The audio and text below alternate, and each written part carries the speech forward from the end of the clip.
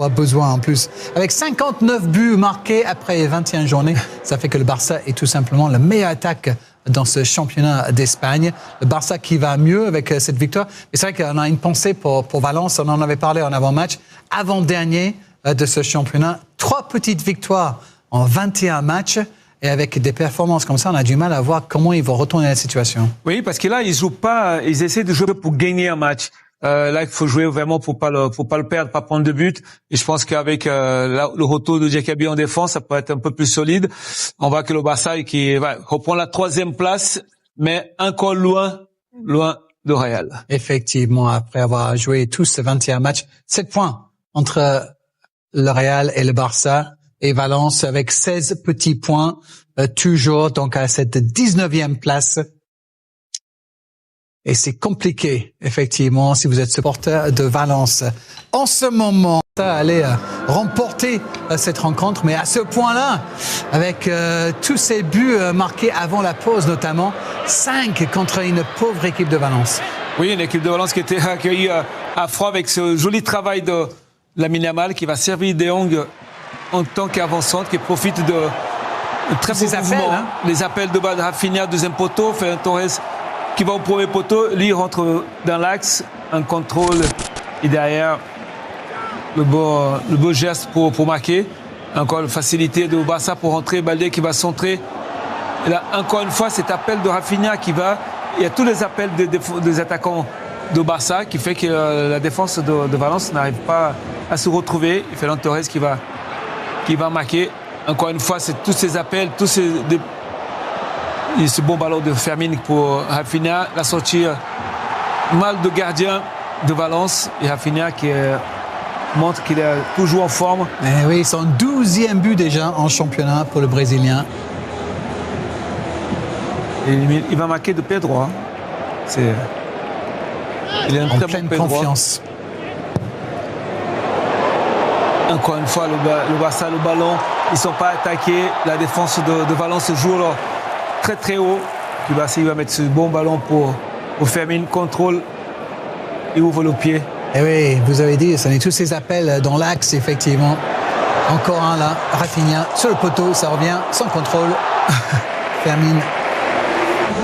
Voilà, toujours ce jeu en profondeur de Barça dans les espaces qui permet d'être toujours au mouvement et marquer là, même si Valence va marquer ce petit but. C'est déjà ça, hein, pour Duro au premier poteau, 5-1.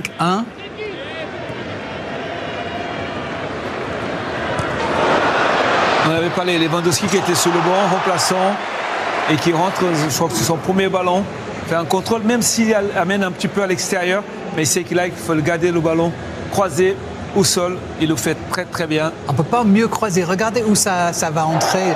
Le tout petit filet à côté du poteau, c'est parfait. Et puis quand rien ne va, Sonny, eh ben voilà, on marque des buts contre ça, sans camp comme ça.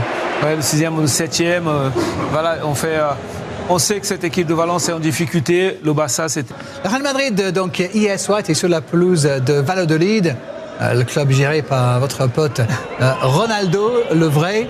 Et hier soir, c'était pas une bonne soirée pour l'ancien attaquant du Real Madrid, parce que le nouvel attaquant du Real Madrid était en pleine forme, Kylian Mbappé. Il a encore confirmé hier sa forme du moment. C'est magnifique ce but, j'adore avec l'une d'eux avec Bellingham qui repart, même s'il y a un petit peu le contre, mais derrière c'est la vitesse des exécutions. Et quoi dire de ce deuxième but qu'il a. Et là il y a un contre-attaque qui est magnifiquement bien joué pour le Real. Encore une fois, Rodrigo qui va fixer. La course de Kylian Mbappé, elle est magnifique, passer dans le dos. Et là, le plat du pied enroulé, deuxième poteau. Jusque-là, un doublé. On s'est dit, il continue dans la lancée de la semaine dernière. Et aussi de la Coupe d'Europe qu'il a marqué. Et là, aujourd'hui, rien à dire sur son adaptation. Il n'a plus d'adaptation. Maintenant, c'est le joueur confirmé déjà au Real. Et oui, ce contre est super bien joué, effectivement, parce qu'en plus, Mbappé, il y avait aussi Bellingham qui faisait un appel au deuxième poteau, donc formidable travail d'équipe. Une occasion ici pour Mbappé aussi. Avec cette passe encore de Jules Bellingham, extérieur du pied, la frappe du pied gauche, le filet Ça s'entend de mieux en mieux entre Bellingham, Rodrigo et Mbappé, effectivement. On a décidé penalty ici et carton rouge. Et carton rouge.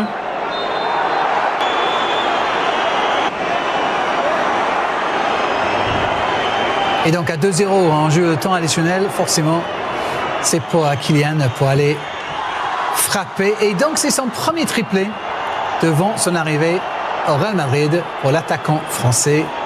Félicitations à lui, c'est formidable ce qu'il réussit en ce moment, Sonny. Oui, déjà 15 buts, un but derrière Lewandowski qui est le meilleur buteur de la Liga.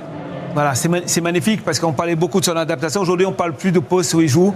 Voilà, il s'éclate dans cette équipe.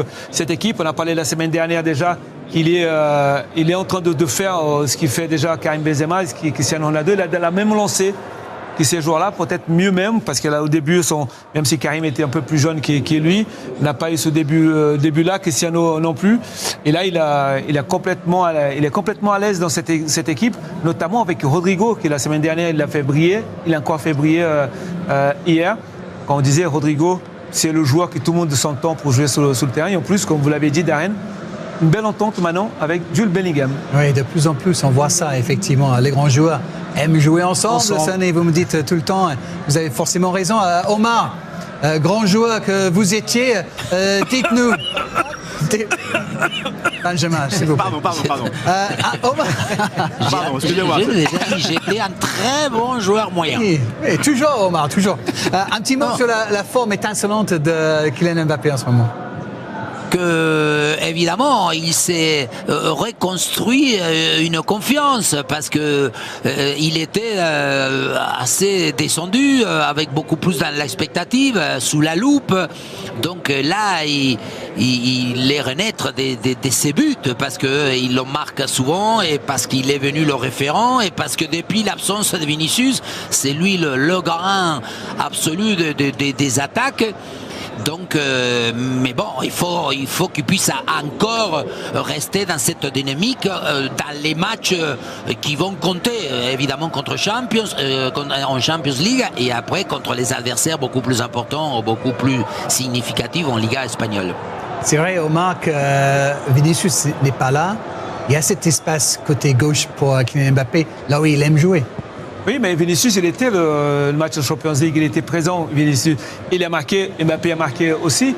Je ne pense pas qu'il y a un souci là-dessus maintenant. Au début, oui. Et là, il a pris quand même les choses en main, Mbappé. C'est-à-dire qu'il va jouer dans l'axe, il va sur le côté, il a marqué 2 buts. Mais c'est vrai qu'il est beaucoup plus à l'aise. C'est pas question de Vinicius, parce que maintenant, je pense que maintenant, même si Vinicius est là, il est capable de jouer sur le côté gauche, même dans l'axe. Il va être libre sur le terrain. Il ne va pas regarder. Il a évolué aujourd'hui dans ce football, dans ce football avec le Real. Ils ont compris qu'il faut laisser faire ce qu'il a envie de faire avec Vinicius ou sans Vinicius.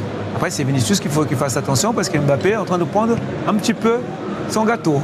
Un petit morceau, pas morceau. Là, il fait un petit peu et ça va devenir le joueur de Real.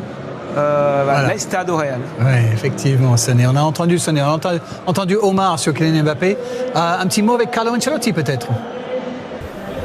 Bueno, hace tiempo que está jugando bien, ahora por primera vez ha marcado 3 goles, está aportando mucho al equipo, ha cogido ritmo desde un par de meses.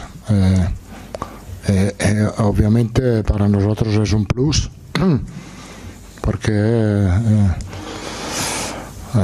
es un jugador que tiene mucha calidad. Sacamos ventaja en este momento, pero es demasiado larga la liga para pensar que está acabada. Tenemos una pequeña ventaja y ojalá podamos aprovechar en los próximos partidos. Il y a un petit avantage dont il parle, Carlo Ancelotti, pour dire qu'effectivement, le Real est plus que jamais leader. Après les mésaventures de Atlético